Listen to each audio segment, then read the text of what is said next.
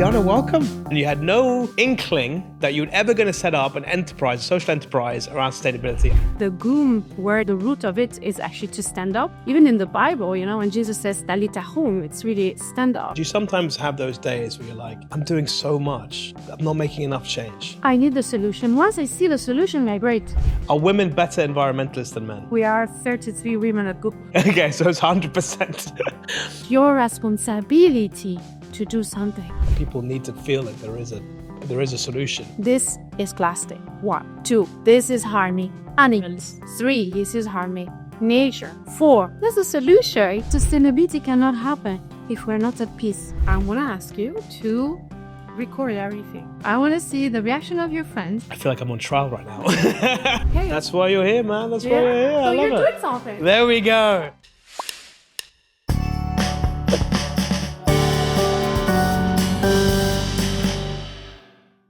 On today's episode of Luca's Inside Track, I'm joined by Tatiana Abella. Tatiana is the founder and managing director of Goombook, a social enterprise dedicated to sustainability.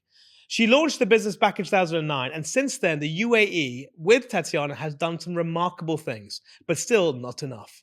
On today's show, we open the lid on what it is to be sustainable in 2025, and what all of us really should be doing to make that difference.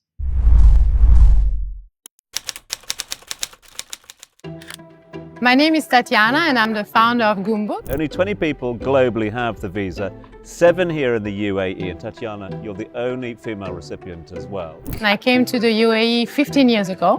I could see how there was a gap, the connection with nature. And that's what really drove me into raising awareness about the local environment, how to protect it.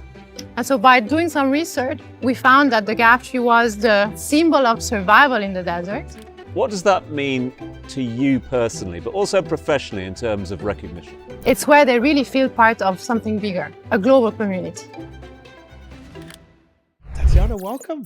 Thank you so much for having me. I'm delighted to have you. I love the fact that we're in sync as well. We're greening it up today. It was meant to be. It was meant to be. How are you? How are things going? I'm good. I'm very excited. Lots of things are happening. That's right. You're going to see a minister after this meeting, right? You're going to up to... Yes, not a usual day. Not a usual day. So it's not a typical Friday for you, just hanging out with ministers. No, I wish. It's something very special. Today, there's the launch of a new initiative by the Ministry of Tolerance and Coexistence to raise awareness about culture, heritage, and nature aspects on how they come together.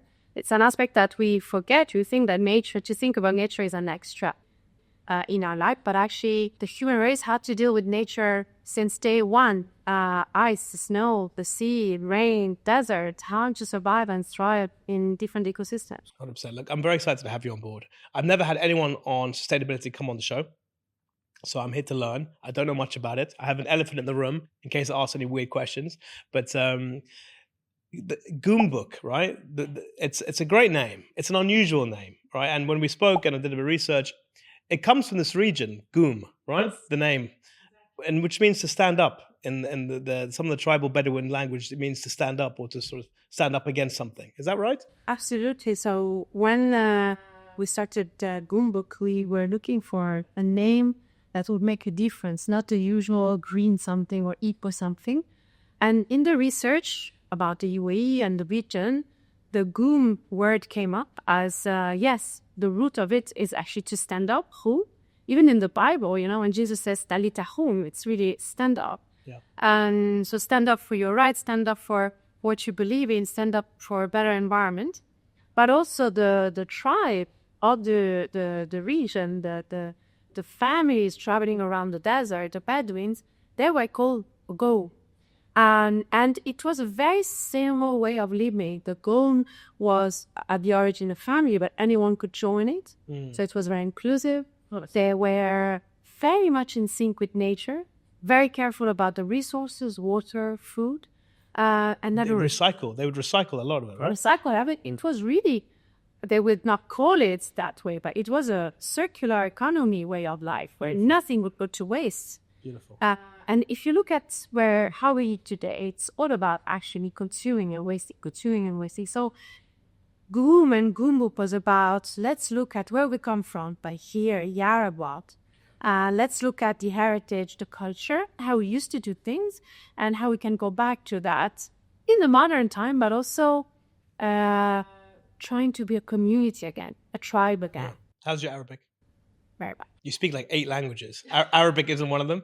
I can't. It doesn't. Ghum. Home, go, Yeah. go. So you speak French, right? Italian, Spanish. English is obviously amazing. Any other languages you want to throw on there? No, I can't. That's amazing. No, Look, Arabic is no. it's really, but it's very, very impressive. We always start with the mug. I always ask my guests about their mug. So what does this mug tell me about you? I think I can read it, but it's great. If you tell everyone, those who are listening in. This is very special because it's a bottle that has been made out of plastic waste collected from the ocean. We produced it for MENA Oceans, which was the first ever ocean event for the region. We launched it back in 2023. Nice. And this bottle basically can become a mug. So it has a double functionality. I open this up, it's a regular bottle. Mm-hmm. But if I open the middle part. Hey, look at that, huh? Look at that. Coffee, my tea. And I'm stealing that, right? That's going on the mantelpiece behind you. Okay, it's yours. Amazing, I love it. Sometimes I get some resistance from some of my guests. They're like, no, you can't have it. But no, I'm absolutely stealing that. You need a sustainable mug.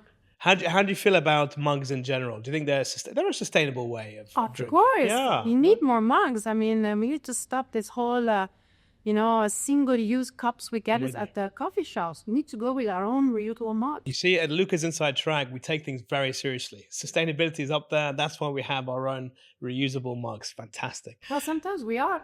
Sustainable, we are knowing. There you go. And it's the small things that matter, like we'll talk about later. And I've done my research on you. It's the small things that matter, not just the big stuff.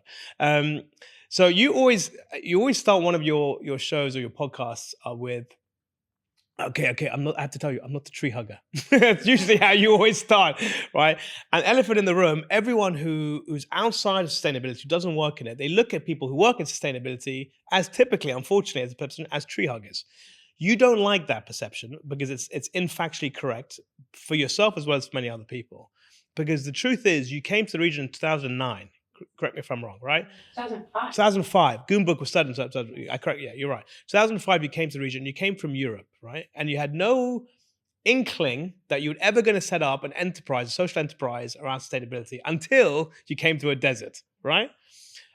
So what was that like for you? You were going from the greenery of, I'm guessing you were in Italy. Okay, so you were in Italy. Beautiful. I love Italy. My mom's Italian, by the way. That's where the Luca comes from. Oh, from where? Yeah, but she comes from Como in the north. But my Italian is worse than my Arabic, so let's not go down that route. So you're in Italy, and then you come to the desert, into Dubai. And there's not much going on in 2005. You have some buildings, but it's fair to say that sustainability wasn't high on anyone's agenda back then. No, sure. So 4 years later, you set up Goombook. Okay, so talk to me a little bit about the thinking process of someone who's never been interested in sustainability to basically creating the first, was it the first at the time? Yeah, the first ever sustainability or social enterprise in the region. What was that like? I've always loved nature without knowing it, right? We used to go to the sea, to the beach. We used to go to the mountain, the trek in the countryside. So it's not that I was not a tree hugger, but I gave nature for granted. It was there, accessible, beautiful. When I came here, I realized how much I missed it, but also that I had to relearn what nature is here. And going around the 7 Emirates, because the first years living in Dubai was about where are we? What are the 7 Emirates? The mountains, the sea, so beautiful. I remember going to the beach with this perfect white sand, with the dunes going all the way to the beach, and this Maldives color, and it's something that I didn't know about. And I fell in love with the countryside, with the dunes, the different colors of the sand, the change between Dubai and driving towards LA, and then the mountains and the rocks and the wadies. It was full discovery, and at the same time, I was looking at nature, and I was like, oh, there are flowers, there are shrubs, there are trees. Nobody tells you about this nature, or at least 20 years ago, nobody would talk about it. And this was one aspect. The other aspect is I came here with my husband and a newborn. our first son was just 2 months old. Okay. And so as a mother, your life changes as parents. Everything changes. You need to start being responsible, not only for yourself, but for this new life that is there. And you start asking questions. How's the air? How's the food? How's the water? What am I putting on my son's skin? What are all these products? And then you start, because at that time we didn't have Instagram. It was more about friends talking to other friends and telling you, chemicals are not good. And so the community aspect of that time was very important, talking with other mothers. And in Dubai, what is incredible is when you come here, there's this need to meet people because you're new every day. You have to connect. You need to connect. First thing we connect. So you have mom goes and Italian goes and Spanish goes. My husband Spanish. So I have all these different communities to tap to. And the whole aspect of being parents and understanding the future of our children hotspot. Interesting. But there were not many options. There was sprouting here and there. You have the first ever organic food and cafe. Yeah. It was something like crazy and super expensive at that time because they were the first ones that had to import small quantities. So imagine for the cost of buying organic fruits at that point. Some supermarkets niche would give you BPA-free baby bottles. So what's BPA? Exactly. So it's a chemical that helps plastic to be more flexible and not to break. So if the paper falls, it's not going to break because of the BPA. Okay. So again, my question was exactly what you said. What's the BPA? Why are bottles, some of them BPA free and others are not? So research on this new internet thing, right? I'm trying to figure it all out. And I found out that in Europe and the US, there was a lot of information about how to be more eco-friendly. That was the word, actually, at that time. To go green or be eco-friendly. Yeah. I hear you start talking about people. It's like, oh, come on, this is a fashion from Europe and the States. It's going to fade. It's just to sell EU products. And so that's where I understood that the awareness was missing. And also some products, some companies were trying to come into the market, but because there was no interest, they could actually not sell that product. So there was really a gap. And the first idea for Goombook was actually to be a green directory. So we launched as an eco-friendly green directory. And what's funny is that in 1 or 2 months, we got more than 1,000 subscriptions of products on the directory, but 0 views. So there was a need from a business point of view of showcasing products and services, and people were just not interested. Yeah. So at that point, we had to shift completely what Goombook was into an awareness campaign. Got it. So the profit part at the beginning was, we're going to set up a directory, we're going to be a profit-making company. It wasn't a non-profit. It wasn't. I didn't even know what a social enterprise was, right? So then we realized that between awareness was not making any money, and we needed to go into sponsorships. So you look at sponsorships, and you're a nobody, and you're Italian, and you go to local companies, and you said, please support. It was like, why should we support you? What is this thing? It's so new. So basically, Goombook for the first 6 years was a voluntary-based entity where I had amazing women who would help me and support, but there was no money. And this to keep it alive and to justify a license for 6 years, I was saying that we were working as a not-for-profit because we didn't want to make money. We really wanted people to change. Yeah. And change their mindset and to understand that it's not a faith. It was not a faith to go green. It was a necessity. It was definitely a need. But for that, we had to change completely the narrative. If 15 years ago, I would ask you, what are people talking about when they talk about going green? Saving the polar bear, saving the Amazonic forest, switch off or try to reduce the heating aspect of homes, right? And electricity and water. In the Arab world, what does that mean? Nothing. Our polar bears is somewhere else. Amazonic forest is somewhere else. How does relate How do you make it important and relevant? and locally? relatable, yeah, right? So we had to change the whole narrative. Talk about the desert, talk about the sea, talking about water, but where is water coming from here? Desalination. What's the impact of desalination? Massive need for energy, and at the same time, all the brine going back into the sea with a quite important impact. And back then, there was only one sewage plant, right? Yes, Back far then, away. yeah, so people had to go a long, long way in order to. So they ended up started dumping into the sea, right? I mean, they started putting, Absolutely. and that creates its own problem. Basically, trucks had to queue to reach that sewage plant for 2 to 3 days. It's unbelievable, Imagine the poor drivers of those trucks. especially in the middle of summer. It was nuts. So they started, as you said, dumping into the sea, and that was incredible. That's where we managed to start changing mindsets. And I remember after 3-4 years, I met a gentleman at Dubai Municipality, I think, and he looked and he was like, "You're still here?" You haven't left. I'm like, "Yes, I'm still You're here." still determined. Before I go any further, Tatiana, I always ask my guests for a safe word. Any question they don't feel comfortable answering.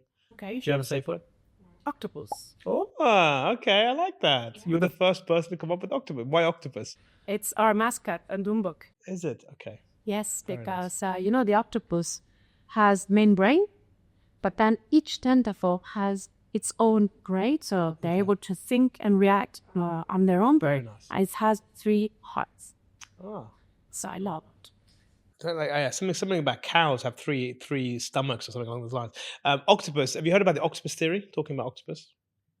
Something about you have it like there's a book out there that talks about you need to have 8 things going on at the same time in order to be successful. I don't know where that came from, but I just thought it was contextually relevant. I'd mention it right now. Well, I love it. We have more than 60. You guys have got a lot of campaigns going on. I've seen it. You got Save This, Save That, Save the Butts campaign. I love that. I love that. But look, I love people like you because you sort of reinforce all the positive, good stuff about what it is to be human, to care about Mother Nature, to care about this planet, to look forward and protecting generations. There aren't enough people like you. Unfortunately, you're in the minority. Okay. It's changing. I'm glad it is, but as of today, 2025, unfortunately, there are more people still like me who are not as, we're aware, but we're not doing as much as we should be doing. Let's be honest. I can do more. We can all do more. Whereas some Why are you not? Why? that's another conversation. And we actually know what, let's get into it. So I think there is a lot of people know that I don't think it's so much an awareness issue. And one of the questions I have later tackles it. It's more about what I call cognitive dissonance, where it's the behaviors and attitudes are inconsistent. So you'll kind of go around and you'll do what you need to do at the time of doing it without having to consistently having to do it. So there's a sort of inherent laziness and dissonance between what you know you should be doing and what you are actually doing. So you don't feel the urge of doing? I feel like I'm on trial right now. Look, I do my bit, but I always feel like I can do more. I'll give you an example. I used to do a lot of flying, right? It's for business to go to Saudi. Did I need to go every single time from Dubai to Riyadh for a meeting? No, I could have done it online, right? But I would still do it anyway because the principle of business face-to-face, especially for Saudis, is important. So again, you make a decision. What's good for me is actually to go to the business meeting. What's good for the planet is probably to stay at home and doing a bit on video. So there are small decisions that we make and some big decisions every day that we make. Some feel bad about it, right? And some have got used to not feeling bad about it anymore. You know what I mean? I still feel bad about it, but I know I should be doing a lot It's more. the first step to feel bad. I'm happy to feel bad because a lot of people don't feel bad at all. Yeah. They don't even care. Yeah. So the fact that you care, you're already a step further. Yes. So when we go, for example, supermarkets, right? All the plastic bags and all that kind of, we don't use plastic bags and all that kind of stuff, but a lot of people still use plastic bags, right? So you see some people at the check-in, they brought their own and some haven't. And it's mainly 70% still use plastic, 30% bring in their own. So it's a good sort of, barometer of where people are at. It's changing. It's slow, but it's changing. But the good thing is that the government is really supportive and a 100%. lot of policy that come into place, bans. Yeah. Each Emirates has its own legislation or Does it really? Okay. But isn't that important to have standardization, not just locally, but also globally in order for things to improve? Well, that's what the UN are trying to do with treaty. It's a plastic treaty. It's something that unfortunately, it's really hard to have all countries agree on it. Yeah. But it's coming. The fact or that there is a plastic treaty that needs to be signed and the countries need to agree on, it's already a massive step forward. Yeah. So we started this by me saying I'm a massive compliment to you that there should be more people like you, right? This is how it all started. And in every company, you'll see one or two people, maybe. If the companies are a bit more advanced, they'll have a sustainability team or person, which is amazing, which is fantastic.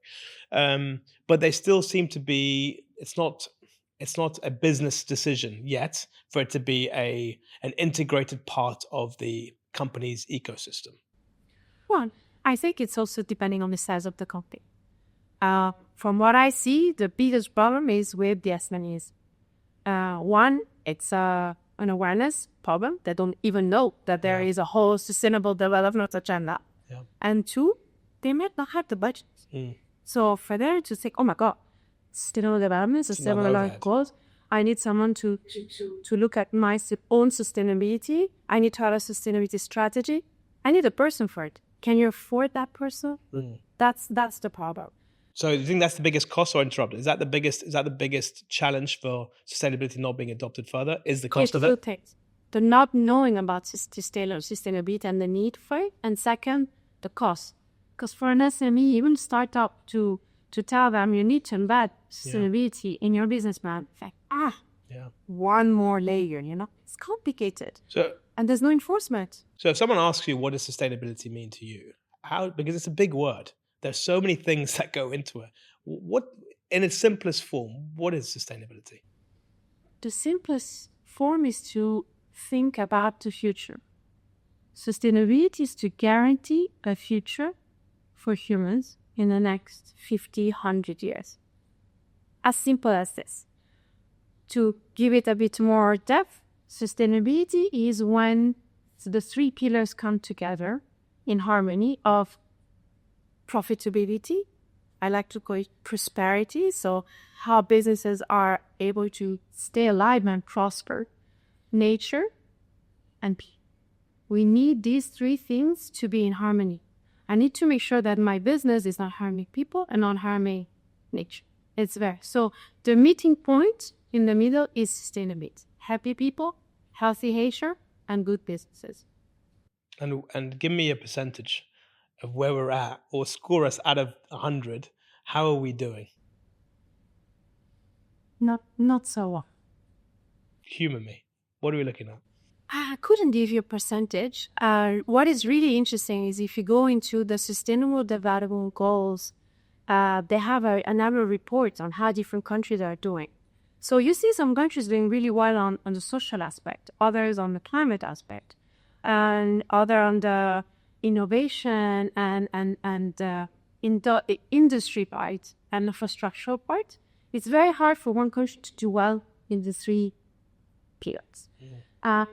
But it's moving, it's coming. Now, the Sustainable Development Goals are about to end. The agenda is for 2030.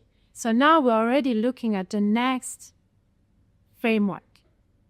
Once the Sustainable Development Goals are going to be done, and again, who knows what the report will be 2030? Yeah. That's the next step. Okay. What are we going to ask people to do? These goals are saying that we need to change the way we do business today to make sure that our planet is not going to go above 1.5 degrees increase in temperature, which we've already been told that it's already going above. We might not make the 1.5. We are already looking at a 1.7, 1.8. Some really bad forecasts are even looking already at a 2 degrees increase. Wow. So what's next? This is where we need to work together a bit more. But look at what's happening today in the world. There's so much disagreement on economies and politics. How are we going to... Renewable energy, right? You see what Trump keeps doing in the US right now. Question I have to you is, you seem to be an optimistic person. Yes. Right? We need to. You need to stay optimistic. But do you sometimes, and this is challenging, but do you sometimes have those days where you're like, I'm doing so much. I'm not making enough change. And does it get to you? Does it bother you? Does it affect you? Of course. There are good days and there are bad days. So how do you deal with it? When I have my bad day, I will take it and I will try to understand how I can make it a better day if I can find something new to do or a different way of doing things. This is why Goombook is so complicated for people to understand. It's because Goombook does a lot of things. Have the campaigns on one side, and we have more than 16 campaigns there now. Because every time I have a bad day, I end up thinking, Let's have a campaign. yes, there's something else that we can do. So one day it would be, saving the cigarette butts from the beach, but not to remove the cigarette butt from the beach below. It's about talking about it in a way to use and to people of this is plastic. 1. 2, this is harming animals. 3, this is harming nature. 4, there's a solution. We can actually recycle them and make something good out of it. So I always need that solution fight. This is a very personal way of thinking. I always need a solution. Not only at work, my daily life. Otherwise, it's hard for everyone. We have work, we have families. We always have bad days. So for me, I need to find a solution. Okay. So for problems related to sustainability here, I need the solution. Once I see the solution, like, great, we need to start talking about the problem because then we have a solution and people will feel good about it. We don't want to depress people. No. I don't want to go around and telling people, this is so bad and our kids are not going to have food and water and clean air to breathe and it's a disaster. First, I'm not going to invite you anymore to dinner parties. Finished. I'm going to have a very lonely life. Second, I'm going to be very upset because the moment you always talk negatively, it influences you and your team and everyone else. It's a great insight, though, what you shared about people need to feel like there is a solution. Otherwise, it's kind of hopeless, and they will give up hope, and then they'll let things continue to carry on as they are. Absolutely. So it's about that. The bad days are about finding a solution. Once it's there, it's sharing it and making it a positive. So you mentioned awareness a couple of times, how there isn't enough awareness on sustainability. Would you argue that if you of a more privileged background, you would have a higher level of awareness than if you're not privileged? Is that fair? In general, yes, it's true. Also because when you have a difficult life, your priority is about sustaining your family, sustaining yourself, put food on the table, So I cannot tell you, come on, don't use a plastic bag or reduce your carbon footprint. What are you talking about? I need to feed my family first. I need to find a doctor for my kids. So it's a privilege to be able to talk about sustainability, but it's also a responsibility. So yes, it's true that for more privileged people, it's something that it's easier to be aware of. They can go on these, let's say you're at school, you can go on these nice trips. You can learn, things practically. Absolutely. If you go to school, that will have in the curriculum your sustainability. But then it's your responsibility to do something. You need to feel responsible. So the awareness is the basic. But how do you get someone to feel responsible? Because that's a big shift. I mean, in marketing, you talk about awareness, consideration, trial, purchase, loyalty, right? In sustainability, you've got awareness straight to implementation kind of thing, right? It doesn't matter if you consider it or not. It's about doing something about it because, you know what I mean? It's about getting you in order to create and do action. So how do you go from awareness to action, to doing something? It's a very good question. So a few months ago, I had the opportunity to do a master class for a business school to their master students. And it was a master in entrepreneurship. So they were all there to become entrepreneurs. Nice. And I went there to talk about social entrepreneurship. You should have seen their faces. They were not really interested in the room.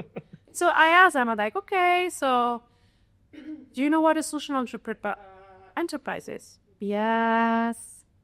Okay, why these faces? What do you think? Oh, yeah, it's to do good. It's charity thing. It's like getting blood out of a stone. Yeah, they're just.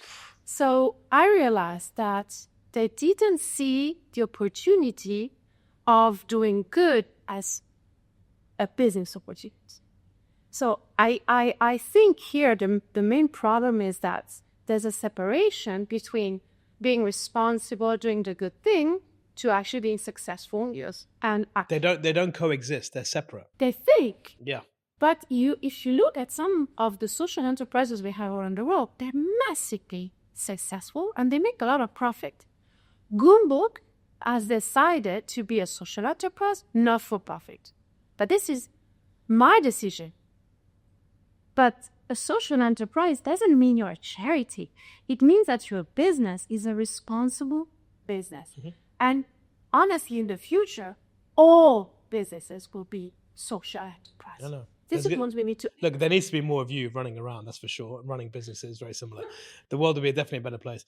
Do you feel like since you've been here, since 2005, is the UAE's role in sustainability? Because historically speaking, you look at it, it's a desert. And from the outside, it doesn't have nature, although it does. We all know it has nature, right? And you're going to tell me about the bottlenose dolphins. You're going to tell me about... I'm with you. But from the outside, it doesn't look like the UAE has a real right to talk about these types of issues, because it's also a small country versus some of the bigger ones. And how can it impact global issues such as, the ozone layer, et cetera, et cetera? But have you seen in the period that you've been here how the UAE is kind of like punching above its weight in so many different ways? And it's mainly because of the ratio between the public sector, government sector, and the private. Is that a fair assessment? Or is it because of something else? Is it to do with the vision of the rulers here in this region? First, for sure, there's the vision. And the vision of the mid Sheikh Zayed was including nature. He was a huge nature lover, and I would say he was the first environmentalist of the UAE. So it's part of the heritage. Part of the life in this region is in sync with nature. I mean, they had to learn from nature what they could do and not do. Conserve resources, water, very precious, animals, how they were also depending on those trees they would find in the desert, the mangroves on the coastline, understanding that during the winter they could live nearby the sea. In the summer they had to go back to the mountains. So the link to nature is here. I think the positioning of the UAE is we have the leadership, we have the vision, we have the means. They are coming from an economy that's oil-based, but that it wants to transition. Specifically Dubai. Dubai has been looking at differentiates their economy 30 years ago, right? And yes, they were behind maybe back in 2005. But when the international community has started talking about climate change and biodiversity, the UAE has come forward immediately. It's the first country in the whole Middle East that has signed the Paris Agreement. So the vision is there. They might be a small country, but they have a huge voice. And they've hosted the COP28. They've had the biggest success ever, with the biggest COP ever. And with the great outcome of, really publicly saying that we need to transition away from fossil fuels. And they've been able to bring so many different countries to the table. So here is where you have a very important aspect of the sustainability, environmental climate diplomacy. How you embed this into the way you talk to the world, you do politics, and you do trade. So I think they are way, way ahead in that.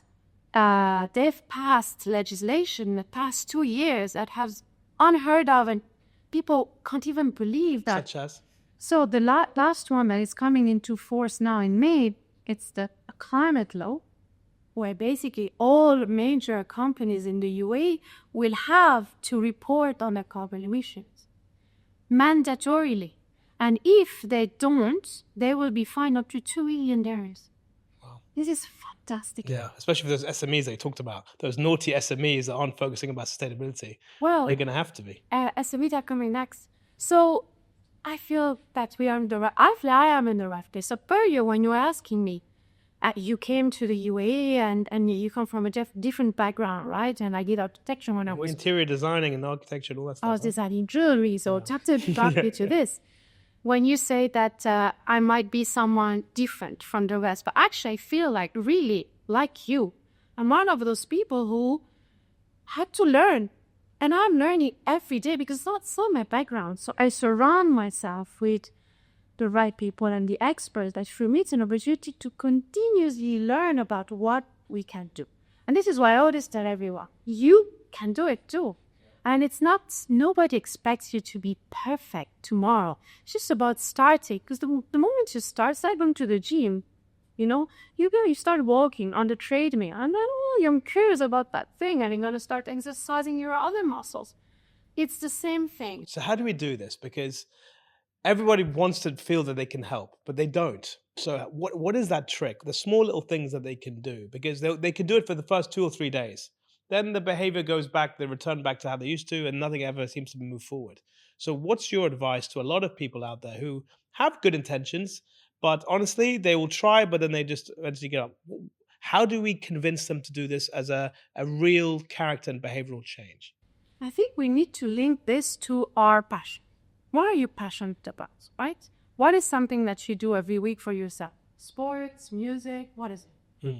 Me? Yeah. I like doing this. This is one. Yeah. To know people on this couch is one of my favorite things. I go to the gym. I love doing that. I love playing sports. I still enjoy going out with my friends and my wife, of course. Okay, so what do you use? What do you do? My plastic bottle that I've never used since 2005 because now I use a nice. No, I do use. The problem is a lot of these places, like in where I play football, for example, they provide you with plastic bottles. Okay, so you answer my question. So you drink plastic bottles. The nice thing you're going to do, the next thing, Let's take another bottle.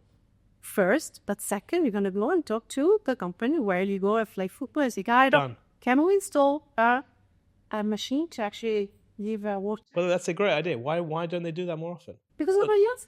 Oh, that's awesome. Go and ask. But do you not think this should come from the top or this should be bottom up? So that's the other thing where I always struggle. I always think someone else should be. I mean, who am I, some rambling guy who just goes to play football on a Saturday? To go and ask, can you have a water machine installed? So you're a customer. You're a person who's there, and you might be yourself, and then you client, and you create a critical mass. With it. I'll get all the guys together. Yeah, you do, and you can even tell them. Maybe before the match, because afterwards we're a bit stinky. I'm not gonna lie. You can even tell them that you come together as a group. How many are you playing football? Well, it depends. Sometimes we're 9 aside, so 18 people. 18 people. You can actually pay for this machine. These machines cost 1,000 euros. Out of 18 people, it's nothing. Yeah. And you know what? There's just one game out of many. Right? Hundreds of people every day. Out of the few passions you told me, first one sport, that's where you can have any fights. Yeah. You think it's small, but if you look at the day, No, you're absolutely right. practice stick bottles on those fields, it's disgusting. Yeah. So a huge impact already. Second, you have this amazing communication tool. Well, that's your way to, tell the world, hey. That's why you're here, man. That's why you're here. So you're doing something. There we go. Now I feel better about myself. That's the other thing. You've got to, a lot of times I have a friend of mine who also works in sustainability. You know, Elena, we have a mutual friend. Yeah. So I would always feel really bad when I would hang out with Elena because she would make me feel bad because I'm not doing 1, 2, 3. So that's the other thing. People don't like to be told off. Or being told that they're not doing enough. We've got enough stuff going on in our life to have another layer. So how do we make sustainability people, us, more friendly with how we encourage behavioral change? Listen, I think it Makes sense? The same way I come to you and I tell you, you should try this new protein powder. It's super cool for you. Yeah. Sustainability is the same thing. Hey, I found this amazing solution. So back to what we were saying earlier, it's about solutions. So instead of telling you do the wrong thing, it's about, hey, you can do this better. Let's get crack on with the questions and the balls. Hi everyone, I really hope you're enjoying the episode so far. Thank you so much for watching and listening. Throughout my career, I've met a lot of people that have anxiety when it comes to public speaking. If you're someone that has that anxiety or nervousness and has always wanted to be more confident in public speaking, but you're also not sure where to go or how to start, the good news is I might be able to help. I have 20 years experience working in corporate communication. I'm a former regional CEO and I've helped to win over 80 different clients through new business pitches. With so many online trainings based on theory, I wanted to share what's helped me in the business world. I've launched my own training program called Master Pitch. This 7-module course covers everything you need to know, whether it's learning how to really understand the audience, how to deliver real impact, or how to effectively storytell. I've got it covered. With practical tips and real examples, you can immediately start turning that anxiety into confidence. Also, in a world of AI, there's never been a more important time to invest in your personal brand and in developing your public speaking. For more information, go to lucaallam.com or drop me an email at info@lucaallam.com. Right, let's get back to the episode. I'm scared. Nah, you shouldn't be. Let's see. Well, you reuse that bag as well, so there you go, see? It's a reusable bag. Do you play golf? Are you a golfer? Actually, I'm so bad. Really? Yeah, it's not my thing. It's not your thing. No. Local versus global narrative. How do we accommodate for the indigenous? Oh. Well, from a Google point of view, we believe that we need to start from understanding where we are, the local culture and the heritage. So from the name we have to the solutions we find, we always look at the indigenous aspects of plants, shrubs, people. The gaff tree. The catch. I love the gaff tree. The UN National Tree There by you go. big. So I think indigenous means understanding what is indigenous. So the way people live here, the way they cook, the food they eat that comes from here, and try to keep that alive in the country, not with modern times to forget about it. Unfortunately, in your question, it's local versus global. Yeah, and that's the thing, because you've got, if say the UAE does an amazing job, again, it's only within the UAE. It doesn't impact the rest of the world, or even Saudi, or even Qatar. How much room is there for local, for local policies to include the indigenous, but actually globally, if it doesn't have the same effect? You know what I'm trying to say? Like, where's the balance? Because you've got to almost standardize a global policy across the board. It's true, but you cannot standardize everything because you need to look at the differences around the globe. And this is where there are difficulties in its sustainable development, because what I ask the north, I cannot ask the south. What I ask people living in the ice, I cannot ask people living in the sand, right? So you need to look at local, thinking about global. So we need to think small in order to have a global impact. We need to be able to localize things. And this is where it's not possible to ask people to do the same thing in the UAE and in Canada. It's not possible. But indigenous is also looking at indigenous community. And around the world, we need to make sure we protect those. Here, we don't have as much as that defending, for example, on nature. So we plant mangroves in the UAE, and we work with different government entities to first try to look at conservation and then hopefully restoration, right? Yes. So to replant in certain areas. When we talk to global entities who do the same thing, they have to deal with indigenous communities, because those indigenous communities in South America and Indonesia, they live sites to the mangroves. Their livelihood depends on mangroves. So when you talk about indigenous, it means different things in different places. And that's where the local policy is very important, but it needs to be part of a global. So read the question again. Okay. Local vs global narrative. How do we accommodate for the indigenous? Well, let's look at where do we do business? Where's your business base? Where's your life base? And start thinking. I need to eat more local foods. I need to start getting more employees locally. I need to employ local suppliers. You need to start thinking local to have a global impact. Globally, who's running the show when it comes to sustainability, climate control? Europe. It's Europe. Europe at a very high price, because it slows the economies, and sometimes it takes years to bring all the countries together to agree.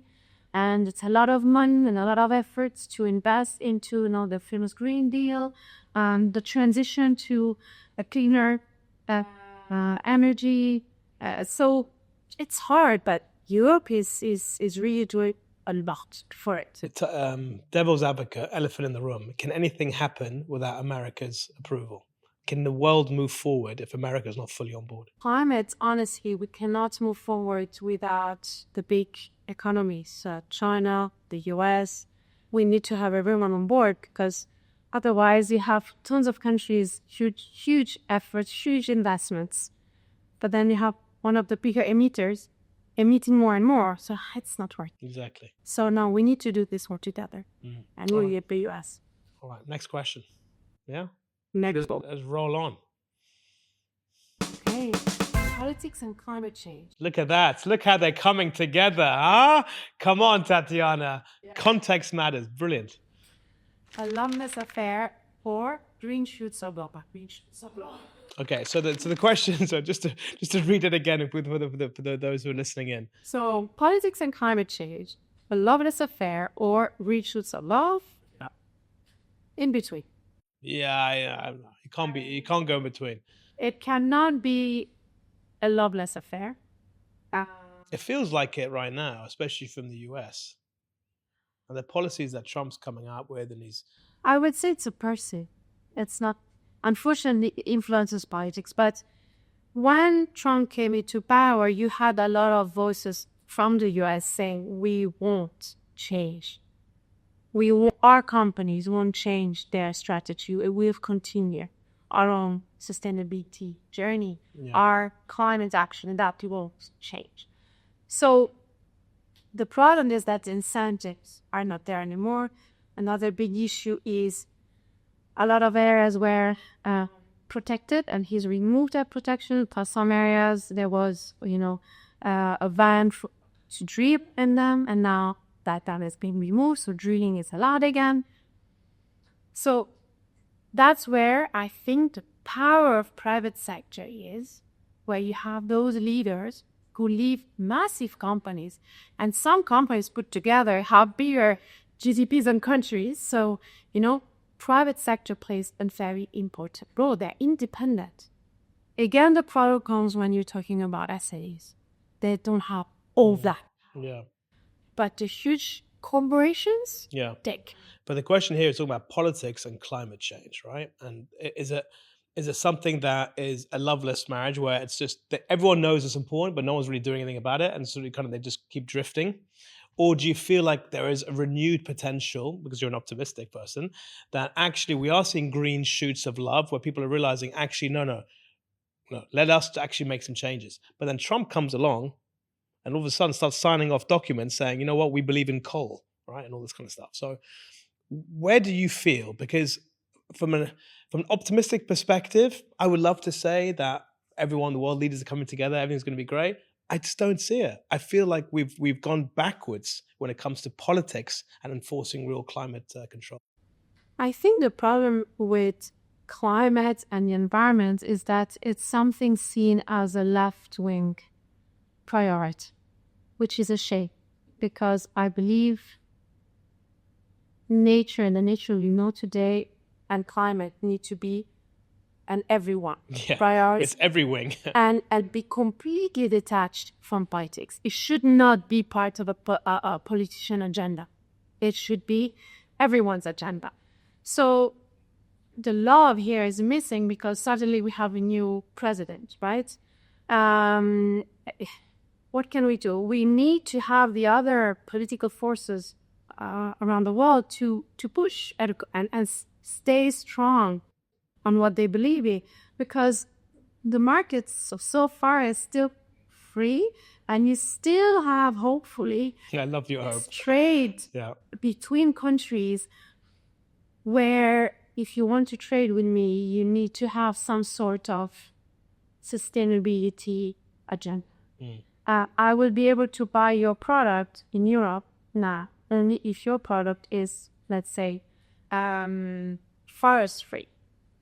So some policies in areas of the world are still pushing and enabling climate action and environmental protection. So hopefully things happen. So we're going to go with green shoots of love. We're going to We be need optimistic. them desperately. All right, let's and do it. we cannot do so. I'm with you Yes. fully. Let's move. Let's do the next ball. Nice one. You get to be like really big in here. CSR initiatives are just corporate low-level checkbox. True or false? It used to be true. CSR 15 years ago was all about marketing and communication. And actually, the poor, communication managers, they had this role down onto that. Hey, you also had to lead our CSR department with no extra Department. It's basically them. So it used to be something like this. Today, CSR is strategic, definitely. In Europe, for sure, it's actually strong policies are behind CSR. In the UAE also, there's a huge change. People are more aware, and they can read through, they're just planting 100 trees to make it, You see it. It's superficial. It's all. And there was a checkbox. It was like, oh, what are you doing from CSR? It's like, oh, we're doing that. Great, done. And they would move on. But you're seeing that change now. It has changed. It has evolved into how do I engage my employees in a meaningful way? How is this linked to my purpose as a company? Linked to my core business? So if I'm into, an industry or business related to oceans, I try to shift my CSR for my employees to understand what is our impact on the ocean. How can our company lower the impact, and how can you help as employees, right? It needs to be part of a larger vision, and you need to have a sustainability strategy within the company. Then CSR comes to life and makes sense. So it's not CSR alone. It's CSR, leadership vision, a purposeful company, strategy in place. So it's more strategic. If you don't see this being linked to the company, then that's where It feels off. it's off. And sometimes it's a shame because it's a lot of effort and money, even if it's not having the right impact. Every year I'm going to do something different. No, stick to one thing. Is your main goal social impact? Then go for it and focus. Choose that entity that you want to support. How your employees engaged, supporting with their time and not only with money. Same thing for the environment. Long-term vision. Yeah. You know what's funny? When I used to interview a lot of people coming into the company, and these 21-year-olds, 22-year-olds, one of the only questions I'd ever ask, I'd always ask them, anything you want to know, you want to ask about. One of the first questions I'd always ask is, what do you do from a CSR perspective? It was always one of the very, very first questions. I never would ask that when I was starting out 25 whatever years ago. I just didn't care. I didn't know about it. It wasn't even top of mind. But what's encouraging is I'm seeing more and more as a differentiator to attract good young talent into a company based on how good you are from a CSR perspective, from a social perspective. So I was encouraged. That's really nice. There you go. See, you have a third way of giving your own impact. I'm giving you the positivity, the optimism. You're rubbing off on me. I love it. Next one, technology and innovation advancements. Friend or foe to sustainability? No, friend. So think about this. Technology advancements, right? Technology advancements typically is expensive. True. Right? And it can do some damage to... That's the way I was. Good. Right? Yeah. So there is a... It's not always environmentally friendly with all the technology advancements, and there's a cost involvement as well. So, but it can be used for good. So is it a friend or is it a foe to sustainability? Not as easy as you first thought. No, it's pity. We need to think that we need technology to do a lot of things, and it helps us a lot. Now, if we think that technology will take over other things, then no. For example, I'm going to give an example. When we talk about agriculture, for the past 10 years in the region, we've heard massive investments into vertical farming, a solution to food security in the region, right? What? First of all, hundreds of millions of dollars to build these fields in the desert that consume tons of energy to grow salad. Okay, and how much is my salad going to cost? Too much. So the normal consumer is not going to buy it. Why should I buy that when I have the beautiful salad coming from Lebanon? Nice and tasty. That doesn't work as a technology saying they're sustainable. It's a great technology to invest in, but don't put it to me as a sustainability solution. Yeah, don't wrap it under that umbrella. Exactly. But it is a solution for places where really I don't have the possibility to access fruit, and then maybe yes. So we need to take things with really a pinch of questioning, right?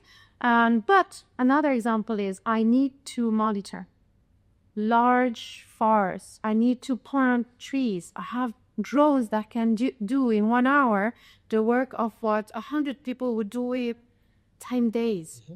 That is amazing. So the efficiencies, the speed. Yeah, I'm with you. So technology can definitely help you. One of our main initiatives is called regenerative agriculture. And we're looking at research in all the amazing universities we have in the region to look at how simple things can actually enable small farmers to better farm.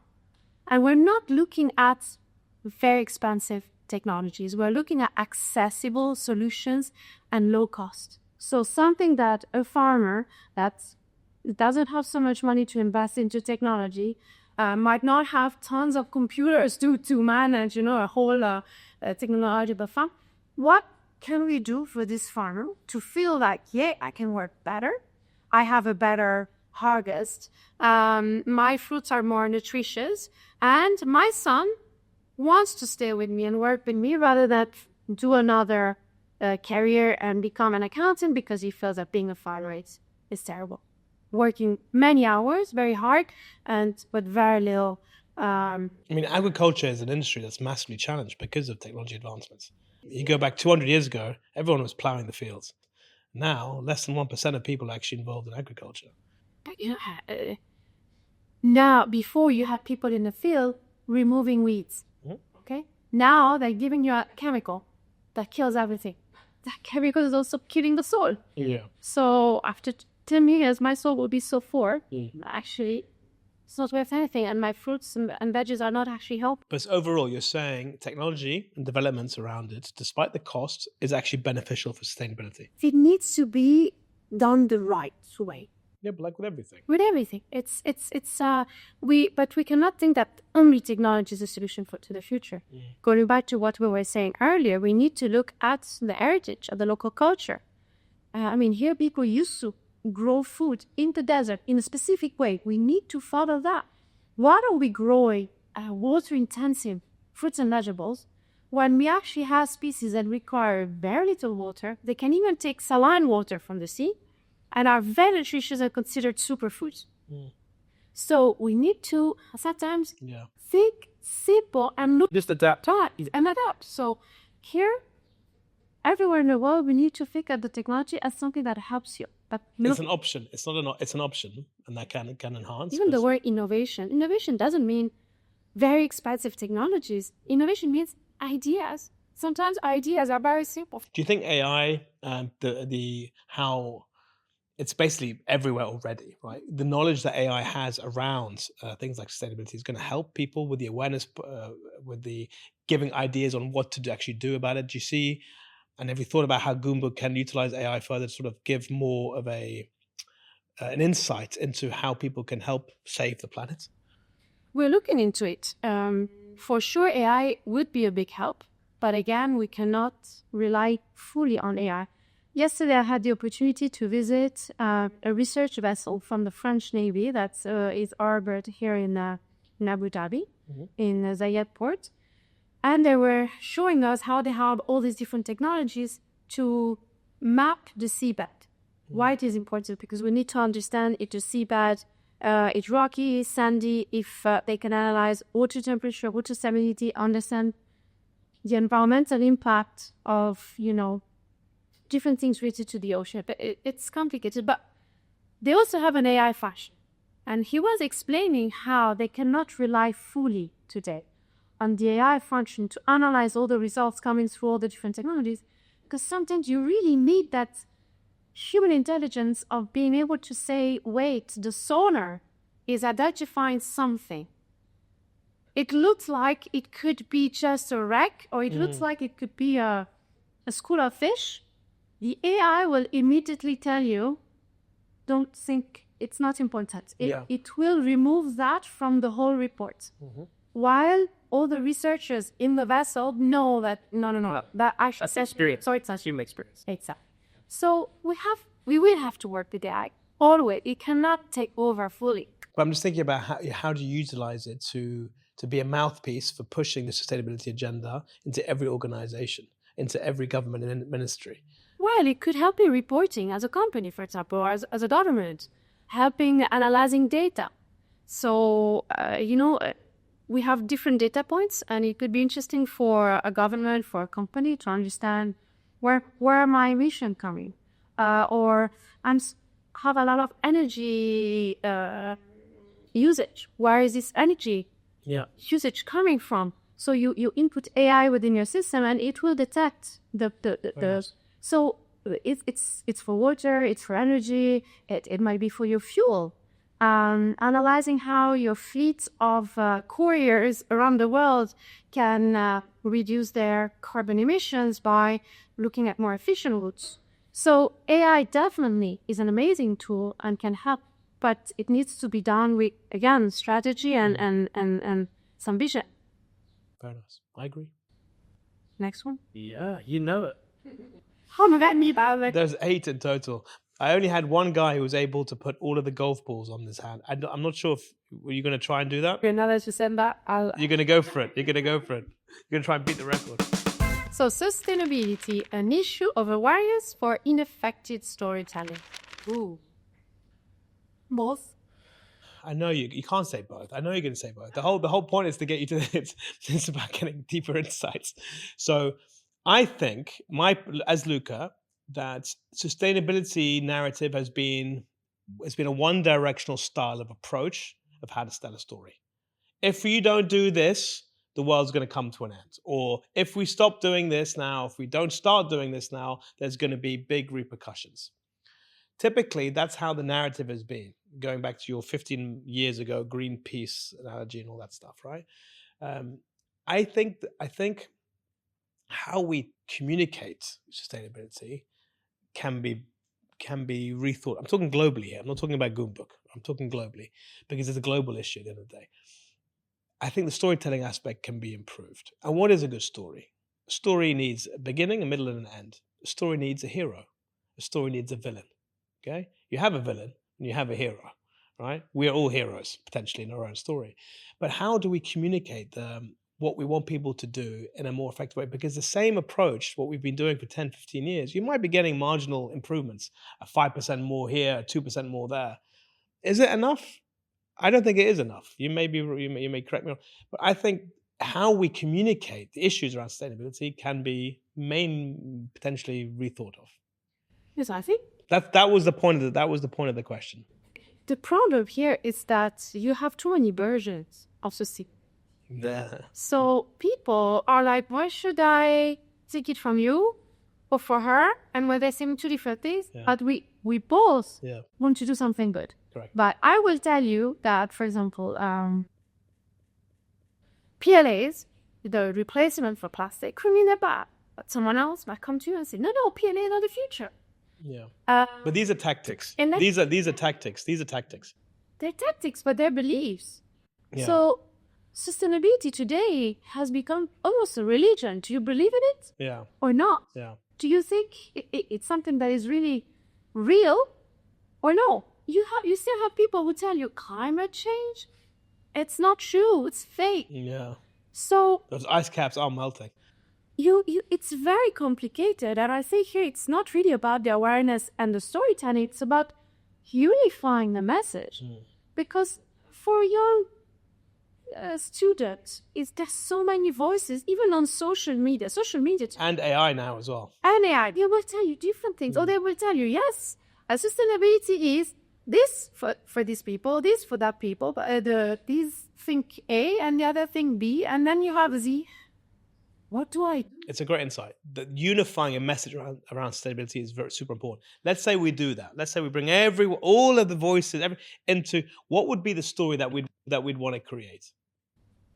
The story I want to create is that we are a global community, and we need to think that whatever I do in my country has an impact somewhere else. So it's not anymore about, haha, I recycle, I'm a good person, and so we are good here. No, because if you have the next door country doing nothing, it's going to impact you as well. So if you think that, if I, let's say the opposite thing, if I pollute the air here, who cares? The air would be good somewhere else. No, it's the same air, it's the same water. We are the human race today, depending on a nature that sustains us. In order to do that, and I'm with you 100%, the world needs to unite. People, cultures, nationalities need to unite. You could argue that in 2025, as we speak and we record this, the world has never been more divided rather than united across different things, whether it's wars, whether it's politics, whatever you call it. So how do you unify a world that's divided on such an important issue that can only be tackled by the global audience? How can we bring everyone together to be at peace? Can you answer that question? Because sustainability cannot happen if we're not at peace. If I'm fighting for my rights, if I'm fighting for my country, if I'm fighting for food, how can I think about sustainability? So the first question is, how can we all be at peace? That's the first thing we need to do. I cannot ask someone today in a country at war to think about sustainability. There's no way. What we need also to understand is that a lot of conflicts also derive from climate change, where I have no way to sustain my family anymore. There's no more food, it's too hot, or there's too much rain, my country is flooded. Well, the father of the family would have to go somewhere else to try to then send some money back to his family. Or the whole family have to move because there's no way to live there. The earth, the soil is so dry I can't grow anything. My sea, the sea where my generation have been fishing and getting food from, that sea is dead. There's nothing else anymore because there's massive trawling going around, and if all that fish goes to the rich countries. So I can't feed my family. What do? I have to leave. Today we have more refugees from climate than from wars. Wow. But those refugees are the ones who are suffering also from local conflict. Because the moment I have no food, no water, no stability, conflict comes. So it's not all about sustainability. It's really and sustainability cannot happen without peace. That's why in the 17 Sustainable Development Goals, there is peace. Without peace, nothing else can happen. How can I talk to you about education, women empowerment? There's no way. So for me, to answer your question is, how can we be at peace? Love it. I don't have the answer. And I don't know the answer for you, but Yeah, but look, it's a great insight. Yeah. It's a starting point. it's a goal. Yeah. But the starting point, without peace, you can't do anything else. No. Our goal Yeah. is peace. Very nice. How are you doing with carrying all those balls in one hand? Good. Yeah. Yeah, You can. Okay. that's it. You're gonna go for number 6. Do women naturally make better environmentalists than men? Yeah. Look at that. You talked about women empowerment just now. Look at that. It's almost a sign. Someone up there or someone around us is playing. Are women better environmentalists than men? Listen, I don't want to generalize because it's not fair, but more or less, there are more women involved than men.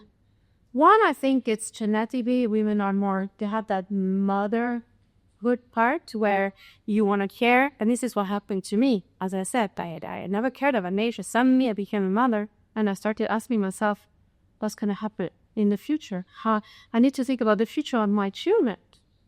Are they going to have clean air, food, a roof? Is the world going to be on fire? You start worrying. And it's part of our nature. For men, there's the practicality aspect. It needs to work, right? And today, sustainability is hard to make it work. So this is why it's hard to have more men involved. It needs to be profitable. Again, it's hard. It's coming, it's changing, but it's hard to make sustainability profitable for all. So I think it comes from the nature of women to care. But otherwise, I wouldn't like to generalize. Even if we are 33 women at Goop. Yeah, so that's out of how many? 33. Out of how many? 33. Okay, so it's 100%. Diversity is big in Goombook. Hire a man. We did, but you get a lot. I'm not surprised. I can imagine that guy's first day in the office. That would be great. Imagine for a minute, every single CEO, top level, multinational, blue chip company, the CEO was a woman, right? How would that impact sustainability throughout the corporate world? Well, going back to earlier when he's saying for sustainability we need peace, there is a study that shows that the more head of states being women, there is actually more understanding between country and more peace around the world. And this then trickles down to leading a company. More women, there is this, I would say, approach to communication and partnership and collaboration that comes through more than with men. That is a reality that comes from official studies. Yeah. Now, I'm not a scientist and I wouldn't be able to give you the answers of the why, but this is one reality. So, and it feels right as well. Just in your gut, it kind of feels right. It does. And let's think about, 200 or 300 years ago, you would have a lot of wars. Let's look at the old continent. You have, tons of wars going on, men going to war to fight. Who had to organize the village? The women. They had to find a way to make it run, find food, work all together, grow the kids. And so it's part of the upbringing, I think, of women. Until today, when the man has to leave and find a job, women are back there and they have to run not just the family, but everything around. So there is that spirit of working together as a community of women. Do you think, though, that it's also quite limiting if females have to be the ones leading sustainability? Because ultimately, if you want to reach a tipping point and things will change, you need to get the men involved. I don't think this is something not related to men. I think men are also involved and passionate about sustainability. It's just not a priority for them. I think the moment it's a priority as a business, as an entity, as a government, then they come on board because it's a reality. So it's not something they would fight, not at all. They just need it to be a reality, as something solid, something that can be actionable. Where is the action behind? What can I do? Give me solid. It's like task orientated, right? Kind of thing. Yes. Got it. Okay, very nice. You know what time it is. It's time for another question. Sustainability always comes second to short-term economic growth. Debate. Let's debate this. Sad, isn't it? It's sad, but monthly, or even quarterly, reviews, looking at the P&Ls, how the companies are performing, making short-term decisions because we missed last month's quota. We've got to double down. Things like sustainability will just keep getting pushed because, like you said, it's an investment for future savings, right? But if you're a CEO, typical CEOs have an average tenure, let's say 2.5, 3 years. They're not thinking of 25 years later. They should be, but they're not. They're thinking, how do I make sure I survive my job? Especially in an expat-driven type of world where if you lose your job, you lose your visa. Correct me if I'm wrong. True. But where the difference lies is that's when sustainability is a nice add-on. Exactly, that's to right. a business. Yeah. But if you have a deep purpose within your company, then it's not something you add. It's deeply rooted in your company. Then it doesn't become a secondary thing.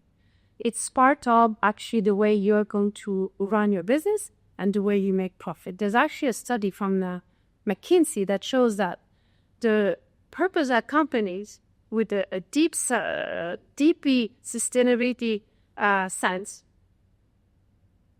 actually make more profit than the others. So it's not a nice to have thing.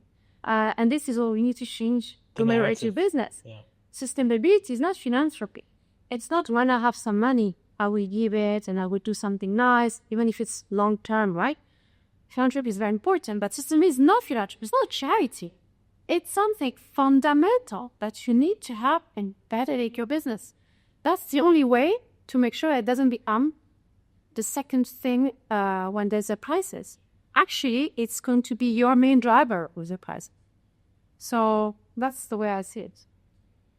But you agreed initially that it is. So in general, yes, because businesses today, how many businesses can say we are purpose-driven?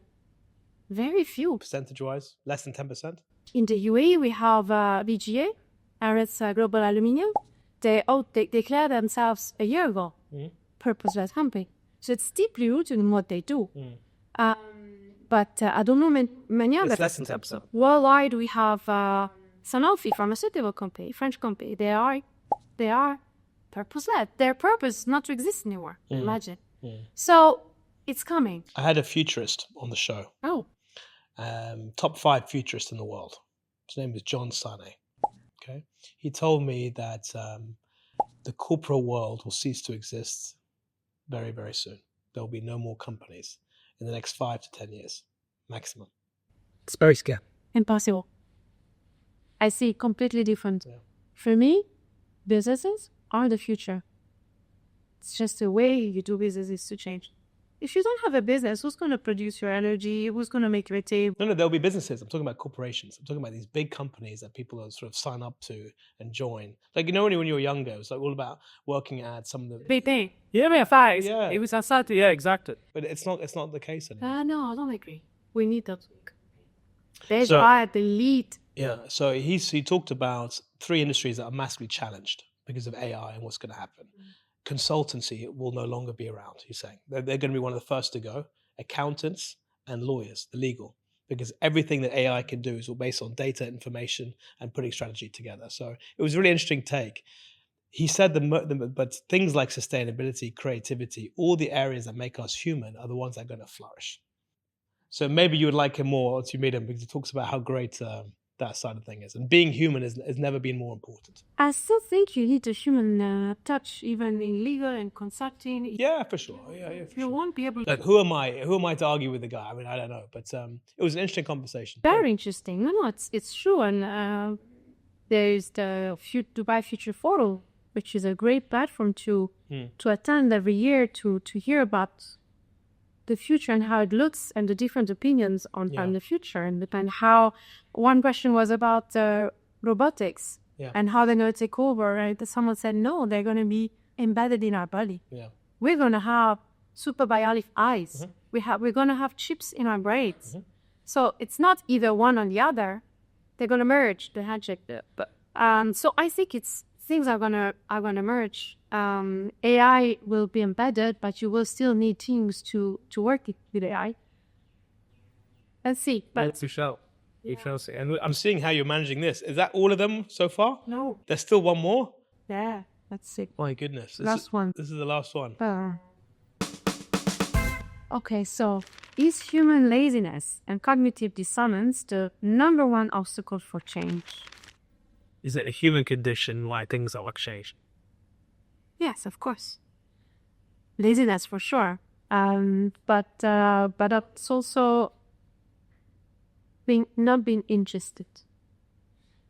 Laziness comes from not being interested. Thinking, exploring. Why should I care?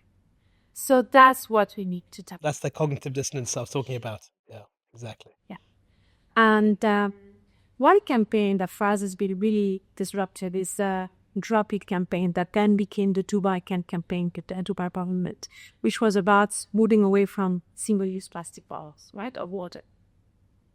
I remember how the whole awareness usually about plastic bottles is like, plastic is bad and all these animals in the sea, land are dying because of plastic consumption.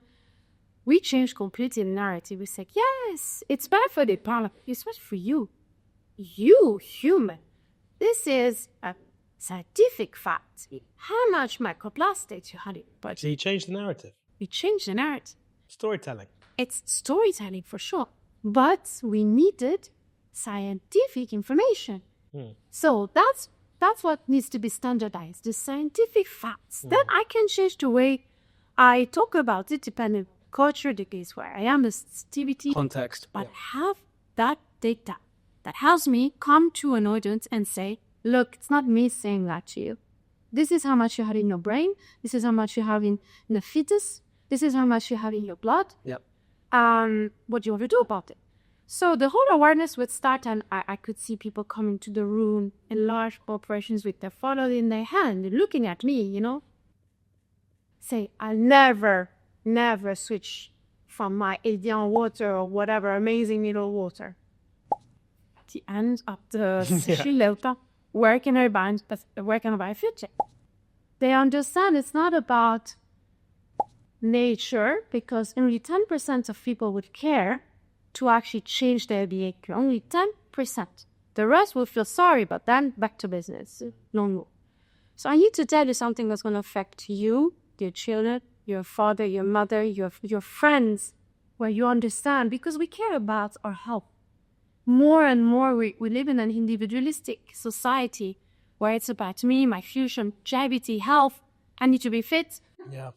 So the moment I'm telling you, you're doing something every day, in the office, at the gym, in school, that's actually damaging you, the switch was immediate. So the why should I care? Well, because it's affecting you. And that's, I think, for me and for us at Goombook, the way we are talking to people, saying, it's about you. It's about the human species. Forget the turtle, forget the dolphin, forget the bird and the polar bear if you don't want to care. But do you care about you? Yes. Nobody will say, I care about you. Yeah, it's beautiful. That's a great insight. I've learned so much in the last hour or so. I've got one last thing for you, which is it's a blank ball, right? So if you want to put those back in. By the way, congrats for managing to keep all 8. It's like I could see your hand will go into spasm afterwards. So this is the last one. You get to ask anything you want to ask, or say anything that you haven't said that you would want to. So the power is yours, Tatiana. Okay. I want to ask you. Okay. My question. What are you going to do starting today? Well, let me tell you. Well, first of all, I think it's a good idea so I'm going to go to Sports City next time I play football, which is actually supposed to be tomorrow, right? So I'm going to get my buddies together. I'm going to go march to the reception, okay? I'm going to demand them to install something that is more sustainable, friendly, eco-friendly, whatever you want to call it, but we can have drinking water without having to use plastic bottles. Great. So that's the first thing I'm going to do. So I want to ask you to record everything. Take your phone. I will do that. I want to see the reaction of your friends. Okay. I'm going to say that to them. Okay. This is what we're going to do. Okay. Second, we'll see the reaction of the manager of the press. Okay. Are you telling him that? Okay. And it would be amazing Yes. to actually report when you install the machine. You know what? I will do that. And that's a promise. I will do that. The second thing, well, I don't know about the machine. That's out of my hands. So I will do the filming and all that stuff. But what they do with that, I mean, I'm just a guy. Then you can absolutely do that. Sports City will love to have you. The other thing that I want to do, honestly, is like I said right at the beginning of the show, I don't know much about sustainability, which is a shame. It is a shame. My wife is very much into the whole initiative. I used to be more on the recycling side because I came from the UK, and in Europe, everyone recycles everything. You got like 15 garbage bags for like everything, but we don't really have that here. So I kind of lost the practice and the habit of it. So what I'm going to promise myself is every day I'm going to do at least one new sustainable thing every single day, whatever that is. That's a must. One thing that I wasn't doing before. It's just one thing. Every day. Every day. The same one or different? No, it can be the same one. Okay. It can be the same one, but that I'm not doing now. You know what I mean? And then the idea is to do one more new thing every single day. And then you sort of add to it. I think if you do it in bite-sized pieces, asking people to go from one extreme to another, it's tough. But giving them a little roadmap, so you know what? All you need to do from now on, don't accept a plastic bottle. If that's it, and you want to drink water from somewhere else, then all of a sudden that's one new behavioral change. Then you add another one, right? Which could be, give me one. I don't know, but you get my point. You know what I mean? So it's just that micro little changes, all those will add up. So that's what I'm going to start doing. So for your recycling, there are companies that come to your house and pick up your recyclables like plastic, glass, aluminium for free. What are the name of the companies? This one is Recap. Okay. Recap, it's you contact them, they will tell you what day they're coming. You prepare your day. Very nice. Yeah. So for those in Dubai, is it only in Dubai or is it in other Emirates as well? UAE. UAE. Recap. Recap. Love it. Very nice. Look, it's been an absolute pleasure having you on, Tatiana. I've learned a lot, honestly. I love the passion that you have. I wish there were millions more people like you on the planet. My kids. One more. Yeah, I'm getting there, bit by bit, micro steps. But look, I generally wish you nothing but the very, very best. I want Goombook to be the most successful social enterprise business. I want you to impact everyone that you possibly can, and I want you to inspire change. You certainly have with me. So thank you so much for being on the show. Thank you so much for watching. No, it was my pleasure. For more information, please contact Tatiana. How can they contact you? How can they reach out to you? So Instagram at Goombook, Goumbook. Okay. Of course, our website full of information on what you can do, where they can join. We have a lot of free things for the community. We just had now sharkeries. Very nice. In Jebel. So happy to welcome children and noise children. So Goombook, LinkedIn as well. Beautiful. Everywhere. Love it. So follow Tatiana if you haven't already. Listen to everything that Jess say. Check out Goombook website. And thank you for watching. Please like, subscribe, and share. And I'll see you very soon on Luca's Inside Track.